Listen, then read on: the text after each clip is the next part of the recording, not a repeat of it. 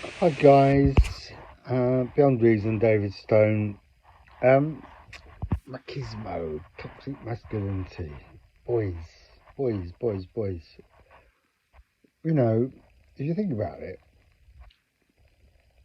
just remove yourself slightly from wherever you are in your life cycle, whether you're a boss or a carer or um, homeless, doesn't matter where you are.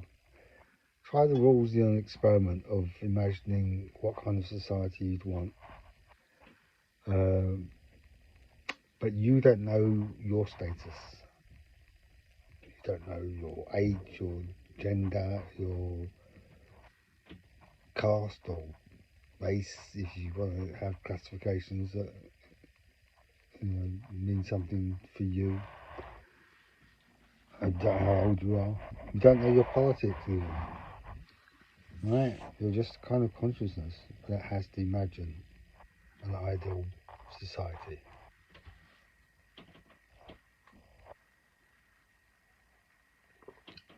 Then imagine that you can put some tonality to this pure abstract notion. Uh, it's a thought experiment. You can do what you like, but imagine this. Imagine a world you want to see your daughters and your granddaughters flourish in. You might not be able to imagine the contents in specific details because you always need a bit of an edge or nudge to get that off the ground. But you can imagine some very clear things in terms of, say, their relationship with men. I'm pretty certain that we might have discussions about gender and social construction of roles and whether there is anything at all in biological determinism, whether the potential for pregnancy or the fact of the menstrual cycle or the hormonal differences that are experienced by men and women have corresponding consequences in terms of behaviours, attitudes, and other factors of your development and growth. I think there's a great deal in there that's still subject to conversation and discussion, but what isn't, in my view, is the vestiges of patriarchy. The idea that men have some kind of superior role within society, within our cultures. That superiority is born on the back of their earning potential and their supposed strength, fortitude. Um, it's bonkers. It's clear that men's status in society has evolved over decades, centuries, um, in a kind of like dialectical relationship with women, I think. And it's just simply no longer tenable that this old patriarchal notion has any kind of foundation or merit or value. But it persists. It persists as part of a mythology that some men tell themselves. In terms of capability and capacity and intelligence, and there's no difference between men and women. There isn't a job a man does that a woman can't do. Um, Jordan Peterson or his ilk will talk about men being firefighters or Ruth Thatchers or something like that. But that's that's just nonsense. Women can do all that stuff. There might be certain cultures or certain societies where there is still a kind of like division. Women are more in the caring professions. More nursery workers are women. Men, there are more firefighters that are men. There are more men in the army and in the police. But that's not necessity. That's just circumstance. The difference at the moment between men and women is still there, and it's patent in terms. You look at the hierarchies, and you look at political structures, and you look at the corporate sectors, and you look at most areas of work and career, including academia and local government. Men are still in the ascendancy, but that's, I think, a kind of dying of the embers of paternalism, in which will change over time for the good. Earning potential is the gap is starting to close, but it's still there, and it's still a fact that women are substantially disadvantaged when it comes to men in terms of earning power.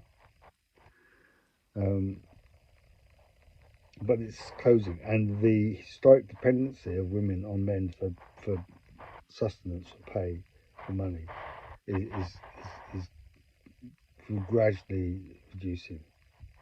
Great.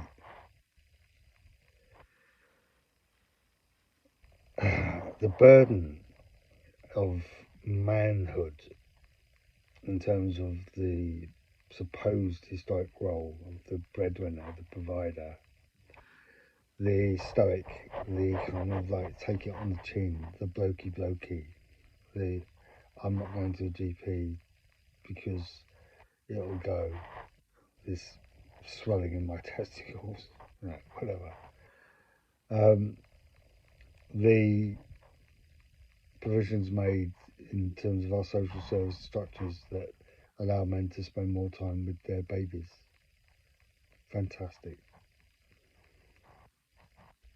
For some, if you like, women who are part of the problem in that they collude with the patriarchal concepts, the loss of earnings is seen as a kind of loss of potency. It feeds right into the Andrew Tate narrative about, birds like money and cars and yachts and power. I don't think that's true. I think there's some women who are drawn to that. I think many women I've known over the years and listening to the literature, where there is power differentials, still see some men in some circumstances as a stepping stone towards their own elevation, but that is a minority.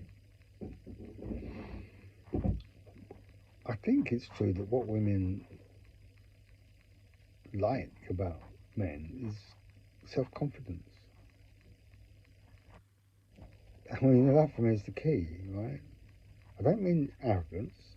I don't mean hubris. I don't mean a kind of cocky self-assurance that is not justified or warranted, but self-confidence, because the man is comfortable in his own skin, is confident in his own ability, is aware of his own failings and faults, is sensitive to the needs of others, is empathetic, is nurturing and caring, but self-confident, I think is a massive draw for many women. So there needs to be a conversation, 2025-26. The antidote to Andrew Tate, the final death in the body politic of the patriarchy. That's what we need. We need a conversation between men and women, across classes and across cultures, across all divides, about the fantastic opportunities there are now for the development of a new kind of manhood, which is more equal to the benefit of the blokes, right? This is the thing that really irritates me. That equality for women is at the same time the development of equality for men.